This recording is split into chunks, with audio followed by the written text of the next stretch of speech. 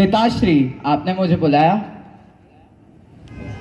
हे माता, मुझे बताओ, मुझसे ऐसी क्या गलती हो गई जो पिताश्री मुझसे कुछ नहीं कह रहे हैं? आप ही बताएं कि ऐसा क्या हो गया है मुझसे। यदि अपने पिता को खुश देखना चाहते हो तो उनके वचन का पालन करो। कैकेयी ने अपने मांगे हुए 2 वरदानों के बारे में श्री राम को बताया। बस इतनी सी बात? और पिताश्री इतने दुखी क्यों हैं? मुझे खुशी होगी कि मेरा प्रिय भाई भरत राजा बनेगा। आपकी आज्ञा मेरे सर्वप्रथम है पिताश्री। श्री राम जी के बिना अयोध्यापुरी में ना तो सीता जी रहेंगी, ना लक्ष्मण रहेंगे, ना भरत राज्य करेंगे और न राजा ही जीवित रहेंगे। सब उजाड़ हो जाएगा। तुलसीदास जी कहते हैं, जैसे सूर्य के बिना दिन, प्राण के बिना शरीर और चंद्रमा के बिना रात है, वैसे ही श्री रामचंद्र जी के बिना अयोध्या हो जाएगी। राजा दशरथ ने कैकेयी को समझाया, बहुत समझाया, परंतु कैकेयी कुछ न सुनी, किसी की ना मानी, अपनी बात पर अटल रही।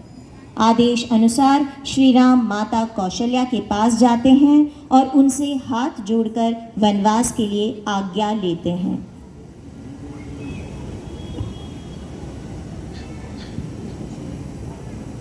हे माता, आप प्रसन्न मन से मुझे आज्ञा दो, जिससे मेरी वन यात्रा में आनंद मंगल हो।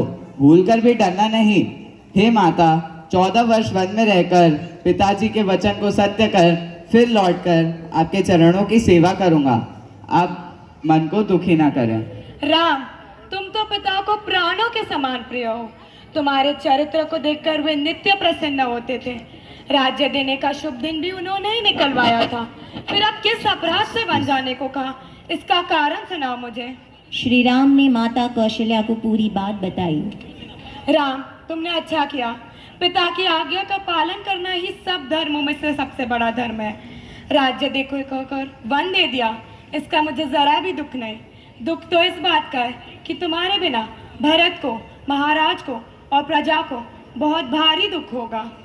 क्या यदि पिताजी की आज्ञा हो तो माता पढ़ा जानकर वन मत जाओ, किंतु माता पिता दोनों ने वन जाने को कहा हो तो वन तुम्हारे लिए सैकड़ों अयोध्या समान है। ऐसा उपाय करना जिसमें सबके जीते जी तुम वापस आ जाओ। भारी मन से न चाहते हुए भी अपने पुत्र को विदाई देते कौशल्या जी पे जैसे दुख का पहाड़ टूट पड़ा। श्री राम रघुकुल की रीति की रक्षा के लिए और अपने माता पिता की आज्ञा का पालन करने के लिए वनवास जाने को तैयार हो जाते हैं। वहीं जब सीता जी को वनवास जाने के बारे में पता चला तो उन्होंने भी श्री राम के साथ वनवास जाने का आग्रह किया।